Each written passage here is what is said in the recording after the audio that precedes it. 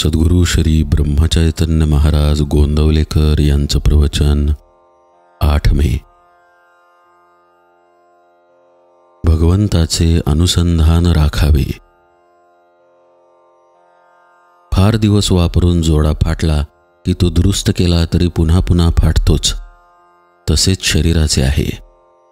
शरीर जीर्ण झाल्यावर त्याला काही ना काहीतरी होतच राहते।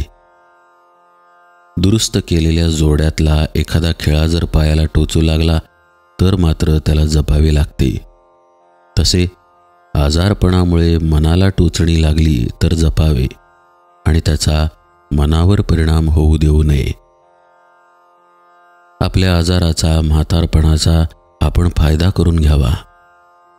एखादी शहाणी सुगरणबाई ज्याप्रमाणे कोंड्याचा मांडा करते त्याप्रमाणे आपण आपल्या दुखण्यामधून भगवंताचे अनुसंधान टिकवायला शिकले पाहिजे। अनुसंधानात असले की प्रपंचात मजा आहे। अडचणी आणि संकटे यांची सुद्धा मजा वाटेल। पोहायला येणाऱ्या एखाद्याला नुसते सरळ पोहायला सांगितले तर आवडणार नाही। तो उड्या मारील, बुड्या मारील, वाकडा तिकडा पोहेल। तसे भगवंताच्या अनुसंधानात राहिले तर प्रपंचाची मजा वाटेल।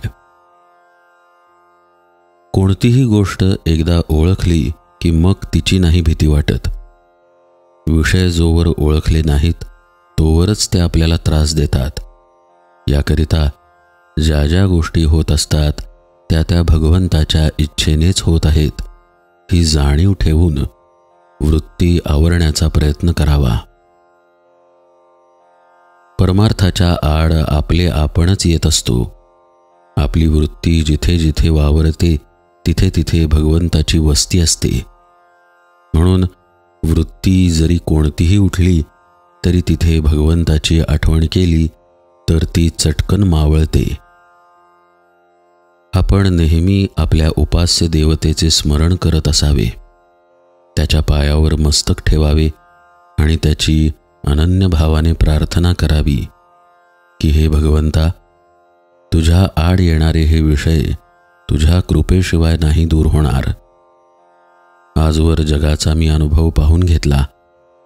तुझ्या प्राप्तीशिवाय कशातही सुख नाही असे भासू लागले तरी वृत्ती आड आल्याशिवाय राहत नाही।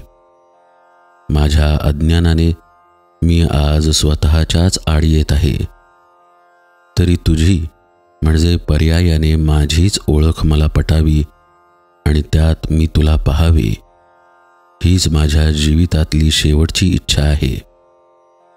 ही इच्छा तुझ्या कृपेशिवाय पूर्ण होणे शक्य नाही। तरी हे भगवंता, माझे मन तुझ्या चरणी राहो असे कर।